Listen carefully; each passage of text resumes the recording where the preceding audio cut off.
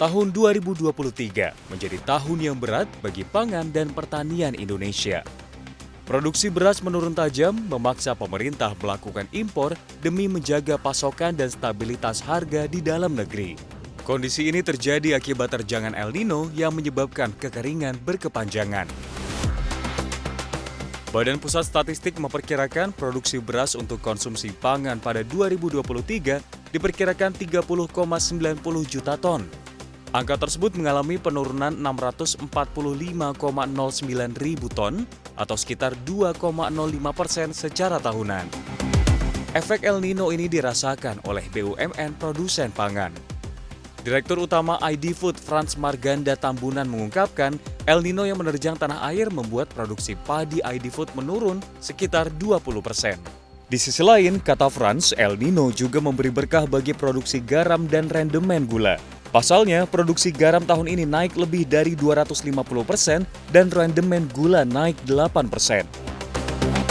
Kalau kita bicara El Nino, tentunya sektor pertanian seperti kita punya Sangyang Seri yang menangani beras baik untuk konsumsi maupun untuk benih, ini mengalami penurunan kurang lebih 20% juga. Jadi secara keseluruhan, di taman pertanian kita untuk hortikultur, ini cukup berimpact untuk penuh produktivitas, tapi di sektor garam dan tebu ada berita positifnya di hilirnya, ada perbaikan untuk di pabriknya. Menghadapi terjangan El Nino, BUMN produsen beras Sangyang Seri mengaku telah menciptakan varietas benih baru yang tahan kekeringan serta benih yang memiliki usia tanam singkat. Direktur Utama Sangyang Seri, Adi Cahyono Nugroho mengklaim kedua varietas benih ini bisa menjadi solusi dalam menjaga produksi beras di masa kekeringan panjang. Terus kemudian kita juga kemarin di lahan kita di Sukamandi, kita sudah uji tanam untuk galur MSP 65. Galur MSP 65 itu artinya usia tanam itu adalah 65 hari plus tambah semek 20 hari, jadi total 85 hari. Jadi dengan kecepatan tanam ini akan memberikan solusi terhadap potensi berkurangnya air. Yang kedua, kita harus lihat juga untuk varietas benih yang toleransi terhadap kekeringannya itu tinggi. Di situ kita bisa lihat varietas Inpagu 8 sampai 13, di mana kalau kita fokus ke situ kita bisa menghasilkan sampai 7 sampai 8 ton profititas per hektar. Imbas terhambatnya produksi, harga beras di tahun 2023 ini terus mencatatkan kenaikan. Di awal tahun, harga beras berada di kisaran Rp12.650 per kilogram. Harga mulai naik sejak bulan Maret dan terakhir di bulan Desember berada di kisaran Rp14.650 per kilogram. Harga ini adalah harga rata-rata bulanan tertinggi di tahun 2023. Kepala Badan Pangan Nasional Arief Prasetyo Adi mengungkapkan harga beras saat ini sudah menembus level kesetimbangan baru. Artinya, harga saat ini tidak akan kembali ke level seperti awal tahun. Khusus untuk beras gitu ya, kita memang menaikkan sekitar 20% harga pembelian pemerintah. Tetapi itu memang harga kesetimbangan baru. Jadi jangan sampai kita fokus di hilir tetapi kita tidak perhatikan di hulunya. Karena nanti bisa jadi teman-teman, saudara-saudara kita petani atau peternak akan berhenti bertani atau beternak karena bankrupt gitu ya. Sehingga angka yang wajar ini yang harus kita sama-sama pikirkan. Untuk mengendalikan harga beras yang terus menanjak, pemerintah telah memberikan bantuan subsidi angkut dan intervensi harga. Sementara untuk menjaga daya beli, pemerintah memberikan bantuan langsung tunai El Nino senilai Rp400.000 untuk 18,8 juta keluarga penerima manfaat.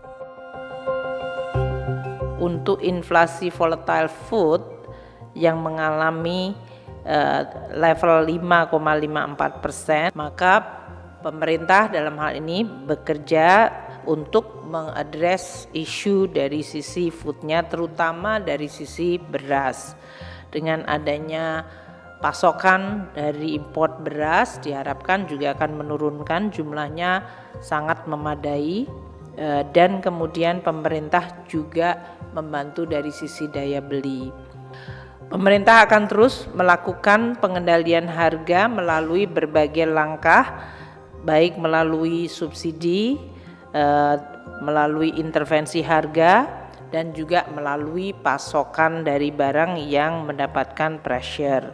Sementara itu dari sisi demand, pemerintah memberikan bantuan langsung tunai yang akan diperpanjang hingga Desember 2023. Presiden Joko Widodo berulang kali menegaskan pemerintah berkomitmen untuk menjaga pasokan beras dengan meningkatkan produksi beras nasional dan impor.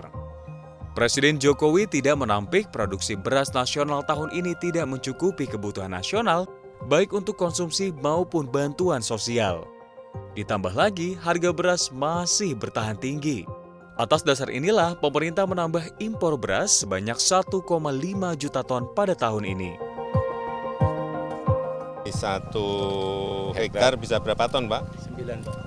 Bisa 9 ton, karena memang padat sekali saya lihat. Dan kita harapkan dari panen-panen inilah pasokan beras bisa menambah cadangan kita. Tetapi memang tetap masih kurang.